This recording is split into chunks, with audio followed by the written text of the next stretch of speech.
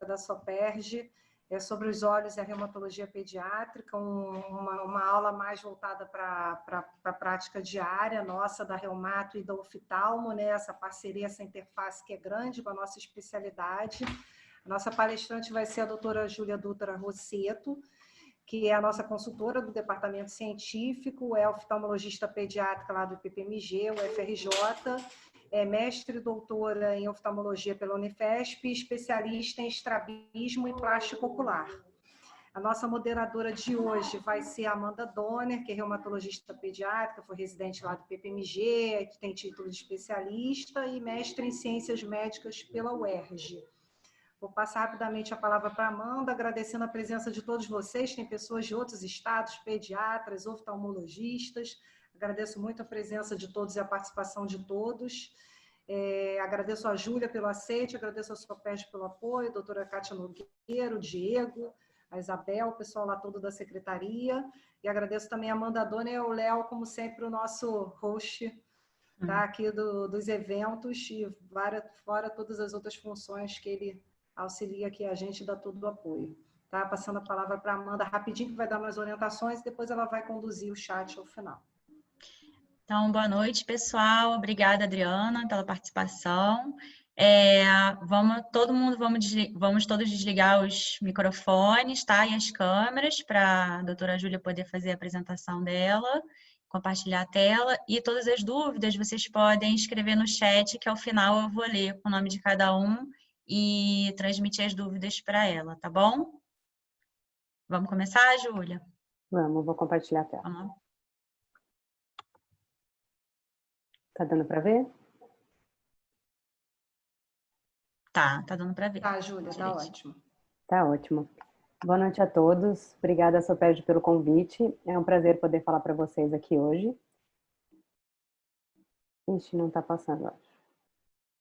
Agora foi. A ideia da aula é ilustrar o que a gente vê e como a gente faz o exame oftalmológico e os exames complementares, principalmente na interface com a reumatologia. Vou falar um pouco das uveites e depois eu vou falar dos achados oftalmológicos nas principais doenças reumatológicas ou nas doenças que têm achados típicos oftalmológicos ou ainda achados que prejudiquem a visão e que sejam graves. Então, começando pelo exame oftalmológico normal, aqui vocês podem ver a foto de um olho, é a ectoscopia de um paciente, então a parte branca é a esclera, ela é recoberta pela episclera e pela conjuntiva. A parte colorida é a íris e o seu orifício, a pupila. Aqui embaixo vocês podem ver um corte antero-posterior do olho. A parte mais anterior é a córnea. Entre a córnea e a íris, a gente tem a câmara anterior. Posterior à íris, a gente tem o cristalino, que é a lente natural do olho. Atrás dele, a gente tem o vítreo, a retina, coroide e a esclera posterior. A úvea, ela é composta pela íris, na porção anterior, pelo corpo ciliar, na porção intermediária, e pela coroide, na porção posterior. A gente vai falar bastante deles hoje. A acuidade visual é fundamental na avaliação de qualquer paciente oftalmológico. Nas crianças, ela tem que ser adequada à idade da criança e ela é sempre monocular, para a gente perceber uma baixa visual monocular ou ainda uma assimetria entre os olhos. O teste de visão de cores, ele é feito com essas placas, que podem ser com números nas crianças verbais ou com símbolos nos pré-verbais. Aquelas crianças que têm dificuldade na visão de cores, elas são incapazes de distinguir a diferença entre os tons e são incapazes de ver essas imagens. A alteração da visão de cores, ela é importante tanto na maculopatia quanto na neuropatia. Mas é diferente porque nas neuropatias, geralmente, a alteração da visão de cores ela é desproporcionalmente pior do que a acuidade visual. Então, pacientes sem uma baixa visual significativa apresentam uma deficiência mais importante da visão de cores. Já nas maculopatias, que são as doenças que envolvem a mácula, eu vou mostrar mais para frente, a deficiência de visão de cores ela é equivalente à deficiência na acuidade visual. Então, nas maculopatias, por exemplo, de toxicidade à cloroquina iniciais, você não vai ver a perda de visão de cores. A biomicroscopia anterior ela é feita com a lâmpada de fenda, que é esse aparelho que vocês podem ver nessa imagem. Está gravando, Jorge. Para a gente examinar a criança, então ela precisa estar como essa garota, com a testa apoiada, o queixo apoiado, Não está aparecendo aí parada. no roteiro, só está aparecendo a mulher. Então sai e entra de novo. Não, Só deixa vou eu pedir voltar. para todo mundo, se puder, desligar os microfones, que eu acho que... Esse é meu Zoom do consultório que eu tentei pegar. Pessoal, alguém está com o microfone ligado. Deve ser você. Pode desligar, por favor? Pode desligar, por favor. Ao final da tela à esquerda, no canto de baixo, à esquerda. Tem um microfone, é só clicar nele. Obrigada. Acho que foi. Acho que foi. Pronto. Então, voltando, a biomicroscopia é feita com a lâmpada de fenda, então exige que o paciente fique posicionado com a testa e o queixo encostados, com o olho aberto, fixando um ponto para a gente conseguir examinar o olho. Especialmente importante na uveíte, a gente vê a reação de câmara anterior. Como a gente faz isso? A gente faz uma fenda de luz de 1 milímetro por 1 milímetro e faz o foco no segmento anterior do olho, que é aquela porção entre a córnea e o cristalino, e a íris, desculpe. E normalmente a gente não vê nada nessa região, você não vê esse facho de luz que essa foto aqui à direita mostra.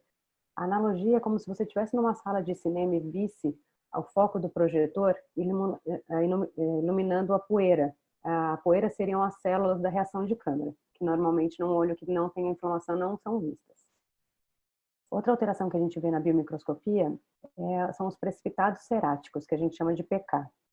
Vocês podem observar nessa foto da esquerda a ectoscopia de um paciente. Você vê essas manchinhas, que nessa foto, quando você vê a ectoscopia, você não consegue dizer onde estão essas manchinhas. Por isso a gente faz o exame de fenda. Então a fenda, ela consegue te dar uma noção de profundidade. Na foto da direita, vocês podem ver que a iluminação dessas manchinhas está na face posterior da córnea, que é onde ficam os precipitados ceráticos. Os precipitados ceráticos, eles podem ser granulomatosos, que são essa imagem da esquerda, ou não granulomatosos ou finos, que são essa imagem da direita. Ainda na biomicroscopia, a gente pode ver os nódulos de íris. Eles podem ser no corpo da íris, que são os nódulos de Busacca, ou no bordelete, que são os nódulos de Koepp. Geralmente, os nódulos de Busacca estão mais associados às uveites granulomatosas. A gente pode também ver na biomicroscopia a ceratopatia em faixa. Nessa foto da esquerda, vocês conseguem ver essa alteração esbranquiçada. Essa é uma ceratopatia inicial, você só vê ela nas extremidades do olho. À direita, você já vê uma ceratopatia em faixa, que já acomete o eixo visual. E nesse paciente, além de tudo, você vê a pupila branca, porque ele também tem uma catarata.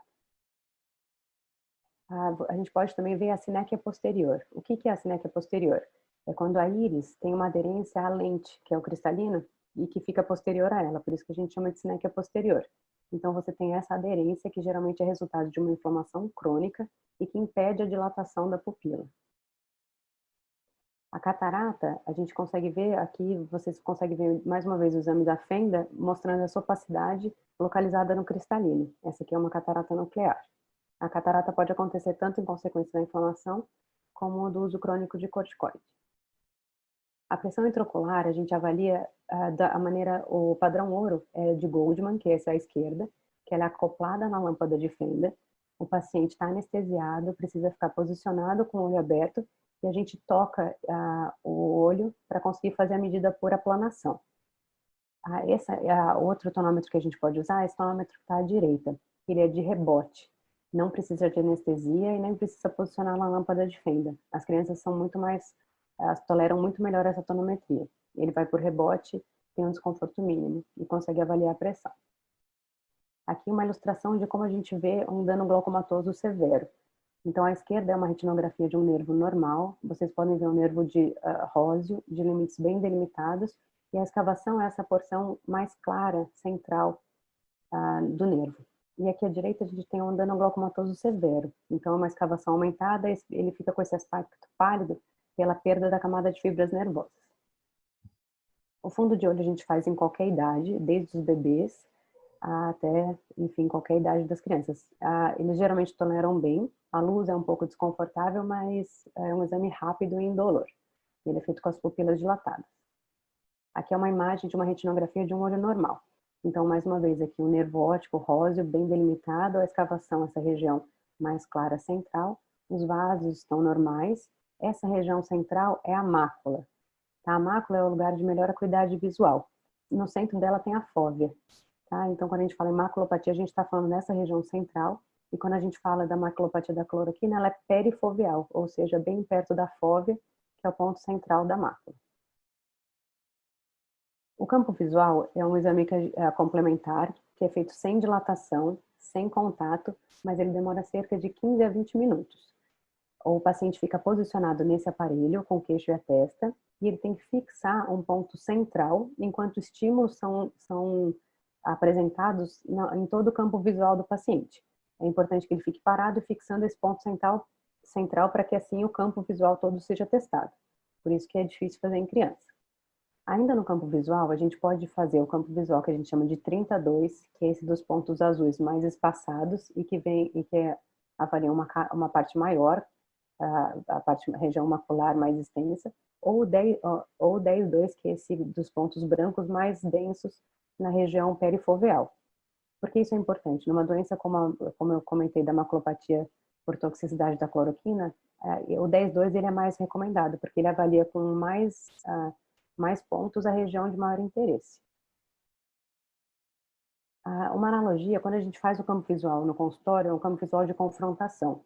A gente fica na mesma altura do paciente, tampa o olho equivalente ao olho que está sendo examinado e apresenta um estímulo que a gente veja no nosso campo visual para ver se o paciente também vê esse estímulo.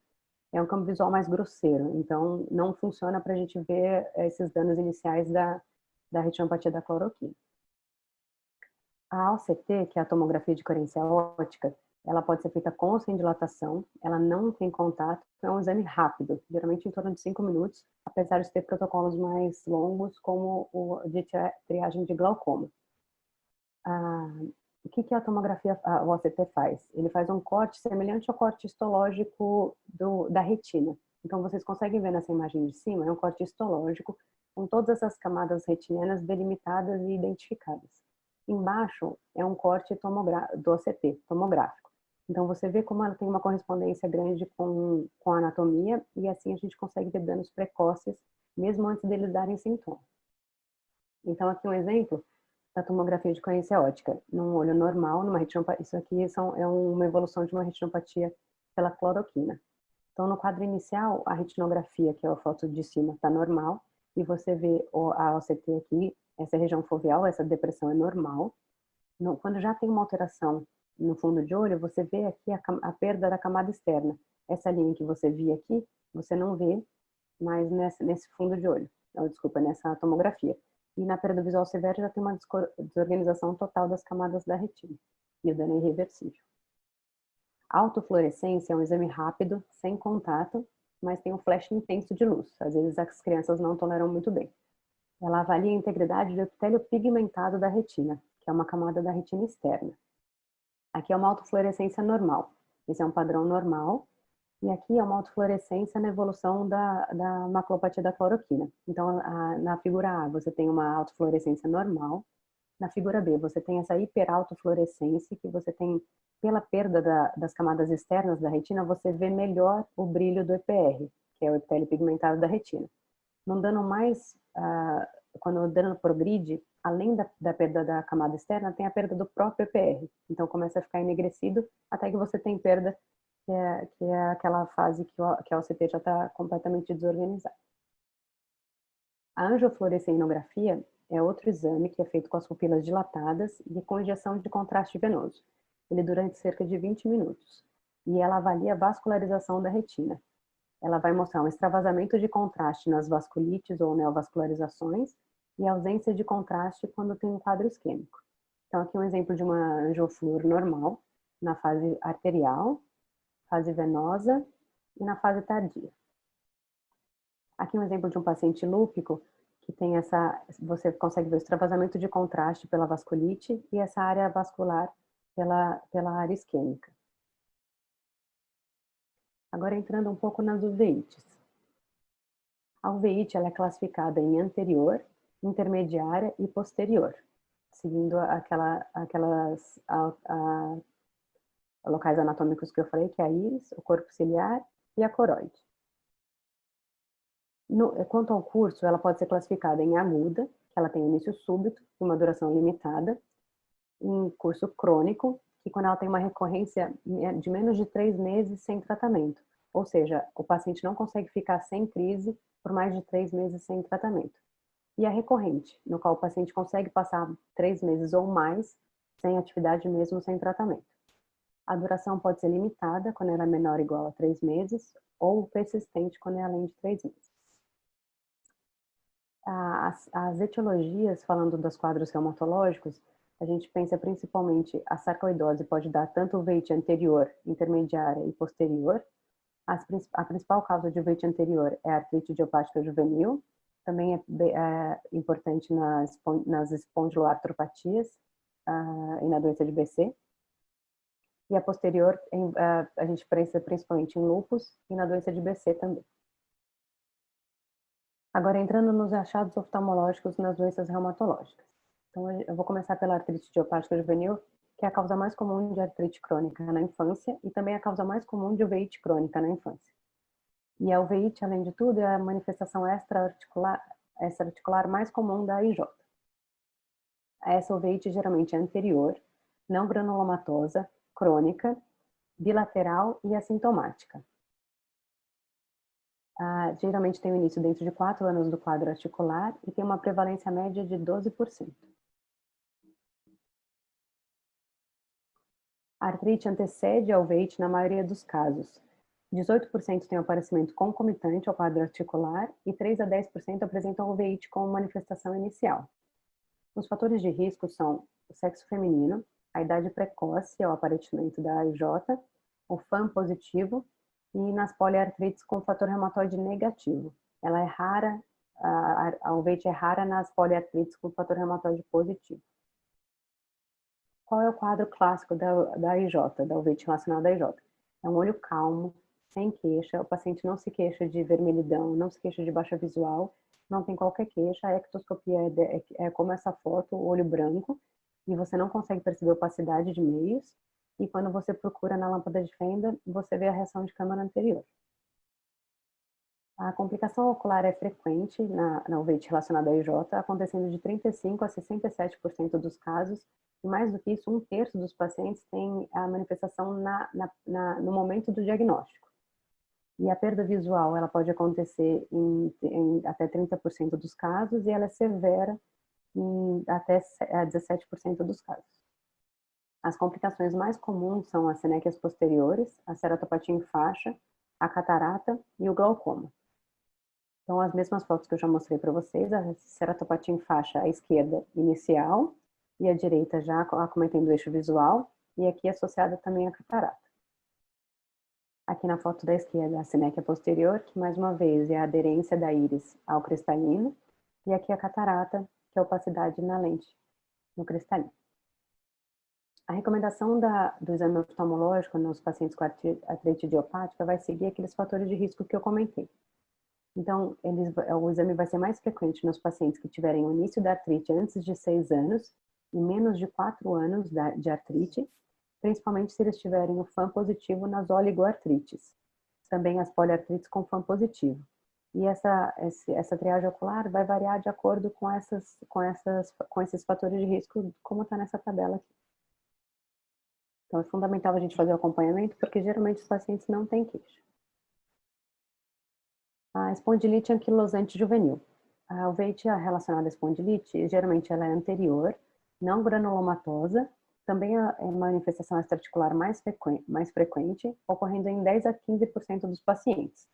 A maioria, mas nesse caso, geralmente elas são sintomáticas. Então, o quadro geralmente é de dor, olho vermelho e baixa visual.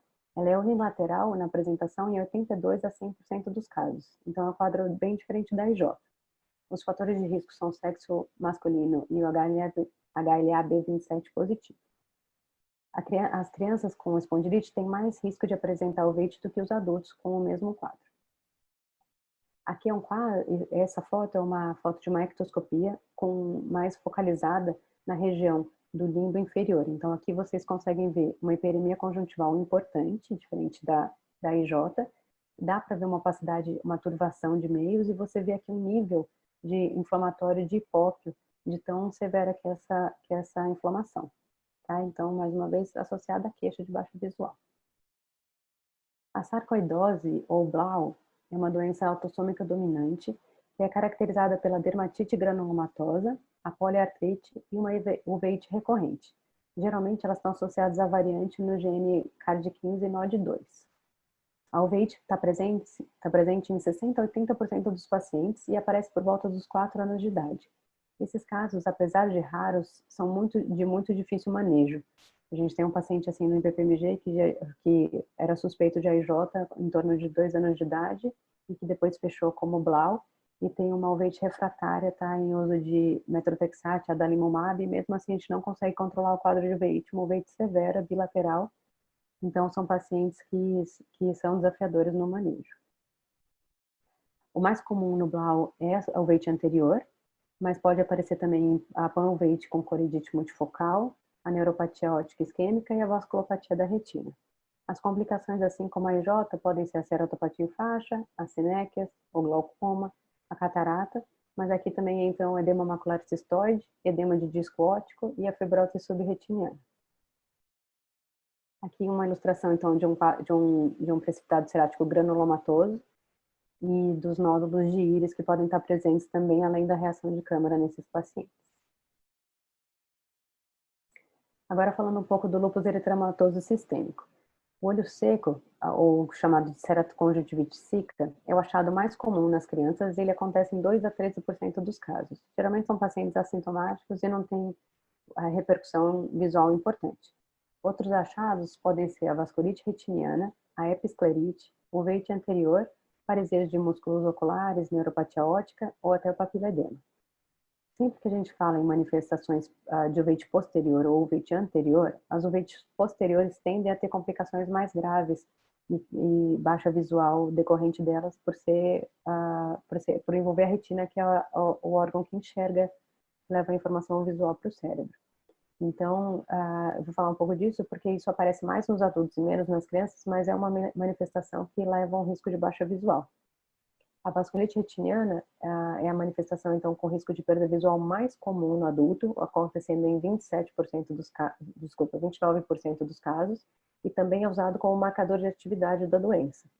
Geralmente tem bom prognóstico, ela é caracterizada por manchas algodonosas, que eu vou mostrar para vocês, hemorragias retinianas e vasculite, e pacientes com anticorpo antifosfolípide têm um maior risco de ter a retinopatia por oclusão vascular, e a patogênese da vasculite retiniana geralmente é por deposição dos imunos complexos nos vasos, constrição vascular e formação de trombo. A retinopatia vasoclusiva tem um pior prognóstico visual. Aqui vocês podem ver a retinografia do olho direito e do olho esquerdo de um paciente em atividade. As manchas algodonosas é um sinal de isquemia grave. São essas manchas brancas, que por isso são chamadas algodonosas. E aqui é o mesmo paciente antes e pós-tratamento. Aqui é a angioflúor de um paciente com vasculite. Vocês podem ver, como eu mostrei anteriormente, os vazamentos nos vasos, difuso. E aqui na mesma imagem que eu já mostrei, com a vasculite, o extravasamento de contraste e essa região avascular. As manifestações oculares nas crianças com lúpus geralmente têm resolução com tratamento instituído para os demais achados sem grandes repercussões. E aí a gente entra no tratamento do lúpus, porque o uso da hidroxicloroquina por si só é um risco para ter retinopatia. A hidroxicloroquina, ela pode causar depósitos corneanos que são reversíveis e geralmente não comprometem a visão, ou a retinopatia na região macular, que aí sim leva a uma baixa visual irreversível. O risco de toxicidade com a hidroxicloroquina está relacionado à dose alta e à longa duração do uso.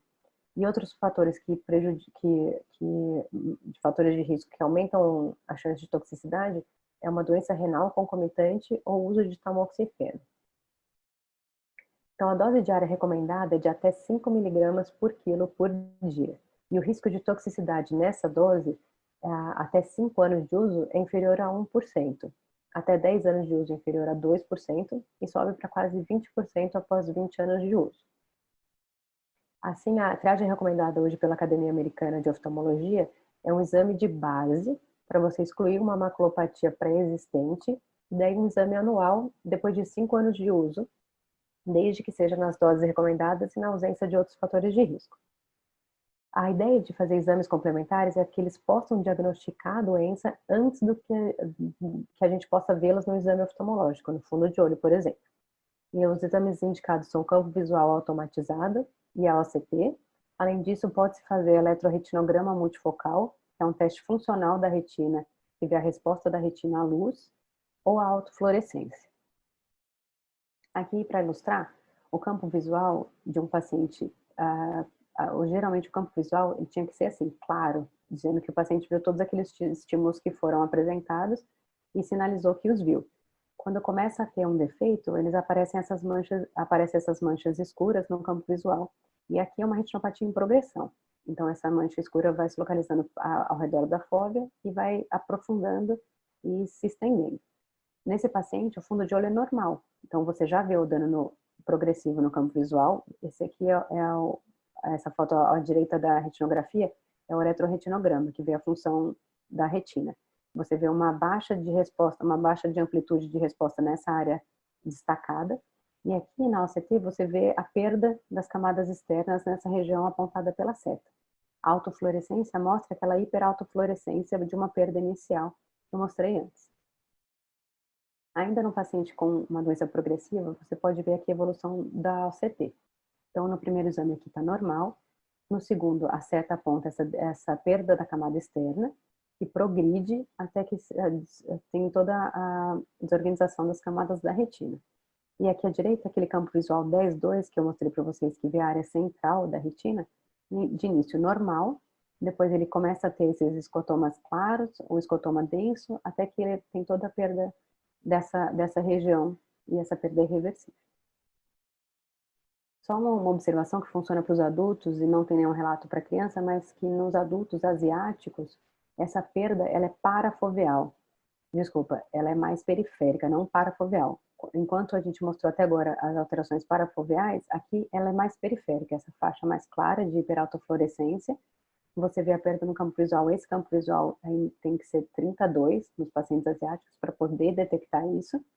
E aqui é a mesma coisa, o eletroretinograma com a baixa amplitude nessa mesma faixa de perda da camada externa, que também é apontada na OCT aqui por essas setas. Agora falando um pouquinho de Sjögren. Então o Sjögren, geralmente as crianças têm menos sintomas ao diagnóstico do que os adultos, e a principal associação é o olho seco pela deficiência da camada aquosa da lágrima. As complicações que podem decorrer desse olho seco são as conjuntivites bacterianas e virais, pela falta da proteção da lágrima, a ulceração marginal da córnea e até perfuração nos casos de olho seco severo. No Sjögren, em todo quadro de olho seco, é importante a gente usar os corantes de fluoresceína, nessa foto acima, ou rosa bengala. Rosa bengala é menos usado porque ele é bem doloroso e é desconfortável para o paciente, então na prática a gente acaba não usando. E à direita é o teste de Schimmer.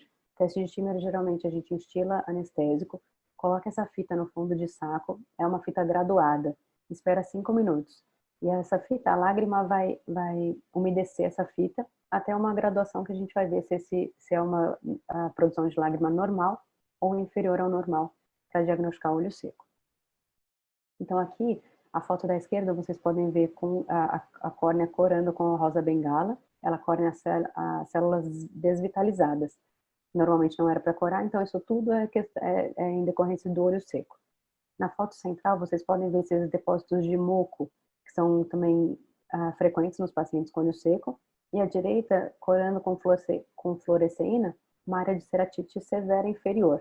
Toda essa área que está corada é uma área de ceratite. O normal é ficar como está acima, sem corar. Agora, a doença de BC, ela pode ter um envolvimento ocular em até 80% das crianças, e geralmente dentro de 4 anos da doença. A pan-uveíte, que é uma uveíte que engloba tanto o segmento anterior, intermediário e posterior, é a manifestação ocular mais comum. Seguida da uveíte posterior, da uveíte anterior, que geralmente é classicamente descrita com a presença de hipópio móvel, e a intermediária. A uveíte posterior, como eu já mencionei, resulta em deficiência visual mais grave. Outras manifestações associadas com BC são as vasculites retinianas, infiltrados retinianos, neuropatia óptica, a neurite retrobulbar e o papiledema. Então aqui a ilustração é um olho quente, que a gente fala, ou seja, uma inflamação visível, e tem esse hipópio que é característico do BC e que é um hipópio móvel, então você mexendo a cabeça do paciente, o hipópio se deposita na porção mais inferior.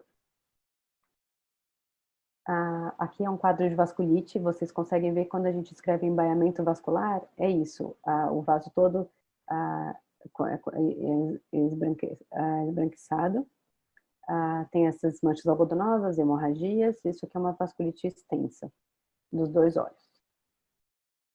Aqui é um quadro ainda de BC, doença ativa no olho esquerdo, você vê essa turvação é por causa de uma vitreite, então o vítreo está com esse aspecto inflamatório, com uma lesão ativa, e a foto da direita é um quadro crônico, que daí você já leva uma atrofia grande, a atrofia importante do disco, você vê que o disco está pálido, e uma atenuação vascular difusa com uma atrofia retiniana difusa. Você quase não vê os vasos e a retina tem esse aspecto enegrecido de uma atrofia difusa. Isso leva a uma baixa visual severa. A doença de Kawasaki é uma vasculite de etiologia desconhecida, de pequenos e médios vasos, e a hiperemia conjuntival bilateral é um dos critérios diagnósticos. Geralmente ela tá presente em mais de 90% das crianças, e ela se apresenta na fase aguda da doença logo depois da febre. Ela pode ser acompanhada de uveíte anterior em 75% dos casos, e geralmente tanto a uveíte como a conjuntivite se resolvem junto com os outros sintomas da doença, sem deixar sequelas. A dermatomiosite juvenil, apesar de não ser frequente, ela tem um achado característico, que é essa erupção cutânea violácea ou heliotrópica periorbital, em até 80% dos casos. Então você vê essa mancha, esse rache na pálpebra superior de ambos os olhos. Isso é clássico, mas é uma doença que não é tão frequente. A poliangeite granulomatosa, a doença de Wegener, a gente também vê mais em adulto, que nos adultos, ela tem uma manifestação oftalmológica em 50% a 60% dos pacientes, geralmente com uma orbitopatia inflamatória e esclerite. Outras manifestações incluem a episclerite, a ceratite ulcerativa periférica e a neuropatia óptica. Nas crianças, tem relatos limitados que apontam uma incidência de alteração oftalmológica em 37% a 50% dos pacientes, geralmente com conjuntivite, esclerite, episclerite e proptose, são os achados mais comuns. O Wegener é importante que geralmente no adulto ele tem essa uveíte, essa esclerite que pode perfurar, então é importante fazer o diagnóstico e tratar para evitar esse quadro, que é um quadro severo. Além de todas as alterações pelas doenças de base, as doenças reumatológicas geralmente exigem o tratamento crônico. A gente precisa fazer triagem oftalmológica principalmente nos pacientes em tratamento crônico com os antimaláricos, como eu já falei, e nos pacientes em tratamento crônico com corticoide. Os pacientes com corticoide, os principais fatores de risco são a catarata e o glaucoma. Então a gente tem que acompanhar de perto tanto pela atividade da doença, como pelo uso das medicações crônicas. Então, só para a gente, o que eu queria mostrar para vocês é que o exame oftalmológico na criança é diferente do adulto, é diferente você fazer uma biomicroscopia numa criança, procurar uma reação de câmara do que no adulto, é diferente você não poder contar, às vezes, com o campo visual e com o ACT, às vezes você tem que repetir os exames, tanto clínicos quanto os exames complementares, mais vezes até que você consiga as respostas que você quer. As manifestações oculares nas doenças reumatológicas também são diferentes na criança e no adulto, e a triagem oftalmológica tem que ser feita de acordo com o diagnóstico e com as medicações em uso. Era isso que eu tinha para falar para vocês. Agora estou à disposição para qualquer dúvida. Júlia, parabéns pela aula. Muito boas as imagens. Tá me ouvindo bem? Estou ouvindo bem. Tá bem. Vou ler aqui para você uma dúvida. Consegui abrir aqui, peraí. Dúvida da Beth. Ela perguntou: as lesões secundárias ao uso da cloroquina podem surgir após quanto tempo de uso da droga? Geralmente, eles sugerem o diagnóstico a partir de 5 anos do uso, desde que seja naquela dosagem de 5 miligramas quilo dia, porque o risco antes disso é de 1% de você ter retinopatia. E daí a triagem a partir dos 5 anos é anual. E o que é importante é que não vai dar queixa, não vai alterar a visão de cores, não vai alterar a fundoscopia. Os primeiros exames que diagnosticam essa alteração precoce são a OCT, o eletroretinograma e a autofluorescência. Quando a gente vê alguma alteração, a gente já vai entrar em contato com a reumatologia para ver ou suspensão ou adequação da dose, porque aí a gente consegue impedir numa fase que ainda não tem queixa visual.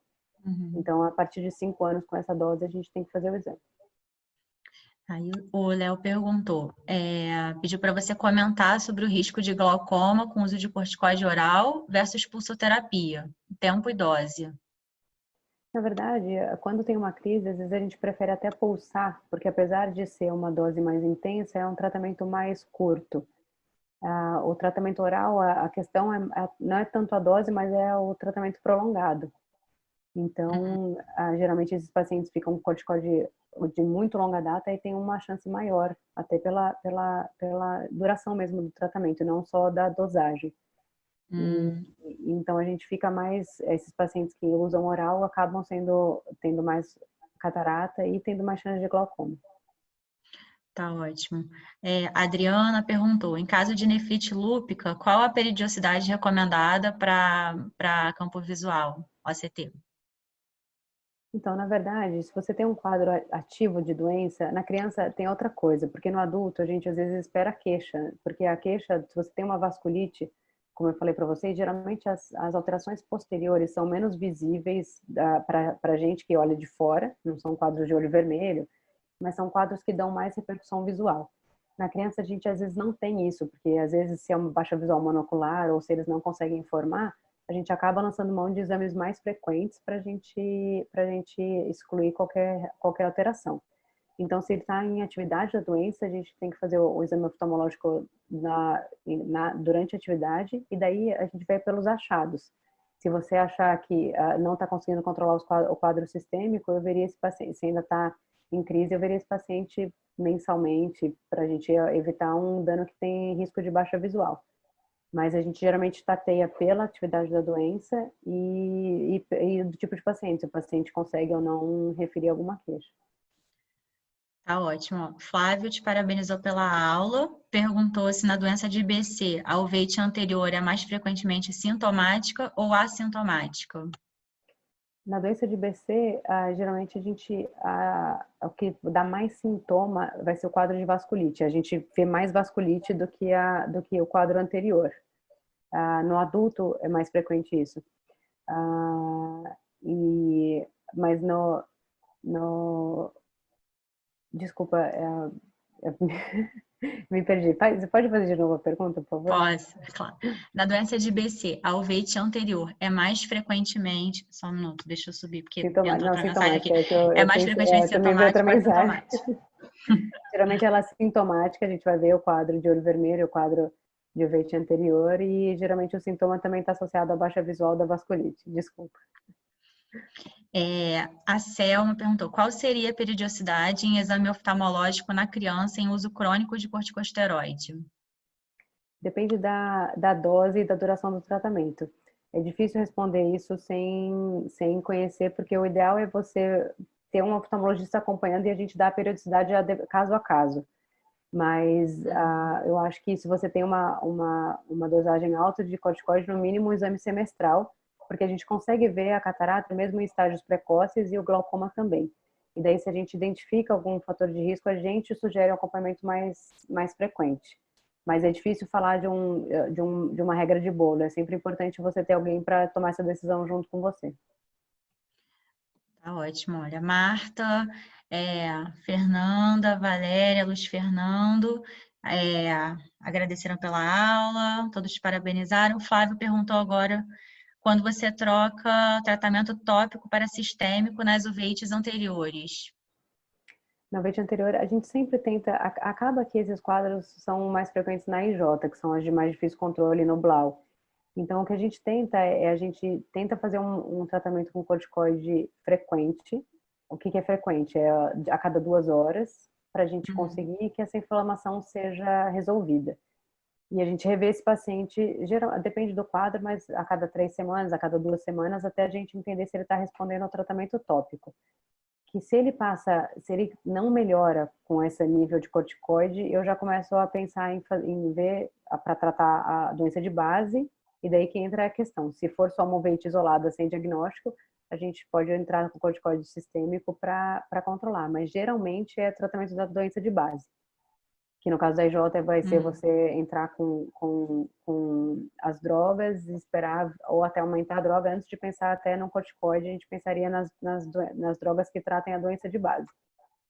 Mas eu acho que se você não tiver controle com o tratamento tópico em 3 semanas, dificilmente você vai ter só com ele. E daí, às vezes, na vigência de investigação, se você ainda não sabe qual é o diagnóstico, a gente prolonga um pouco até com o tópico. Pode, em vez de ficar regredindo, que a gente já tenta regredir, a gente mantém até fazer o diagnóstico e tratar a patologia de base. Então, só botar a câmera aqui. Bom, obrigada pela aula, Júlia, foi ótimo. Todos parabenizaram aqui. Agradeço a presença de todos. Vou passar agora a palavra para a Adriana. Tá bom? Boa noite, obrigada. Obrigada. Boa noite a todos novamente, agradeço a presença, a participação de todos, a excelente aula da Júlia, é sempre importante, ainda bem que no PPMG, outros hospitais eu sei que também tem, mas a gente tem a Júlia e a Monique lá sempre disponíveis, a hora que a gente precisa, e enriquece muito o nosso trabalho, cuidar dos nossos pacientes reumatológicos. Lembrando de vocês, por favor, olharem sobre as comemorações do Agosto Dourado no site da SOPERJ e da SBP, e quinta-feira a gente tem feito pela Reumatologia Pediátrica da SOPERJ lives quase que quinzenais, e tem também as lives da SBP de temas variados, de todas as especialidades da pediatria geral, às quintas-feiras, costuma ser até 7 horas da noite. E para vocês ficarem atentos às lives do Instagram, essa quinta-feira vai ser até com a presidente da SBP, a professora Luciana. Tá? Muito obrigada a todos, presenças ilustres, vários especialistas, médicos de outros estados, sempre parceiros aí da gente da Reumatoped, vários pediatras. Estou vendo vários amigos aqui conectados que eu não vi há tempo, infelizmente vemos de uma forma virtual. Obrigada a todos, tá, gente? Boa noite, obrigada, Júlia, obrigada, Amanda. Boa noite, obrigada, Léo, Adriana. E a todo o nosso departamento obrigada, da SOPERJ Júlia. e a SOPERJ. Obrigada, boa noite. Boa noite, gente, obrigada.